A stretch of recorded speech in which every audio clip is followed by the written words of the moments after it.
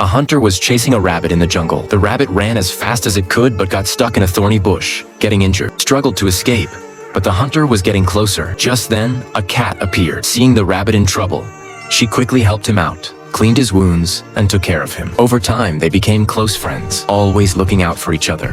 One day, a wolf started chasing the cat. She ran for her life, but the wolf was too fast. Seeing his friend in danger, the rabbit didn't hesitate. He quickly gathered other animals, including a lion and an elephant. Together, they confronted the wolf and scared it away.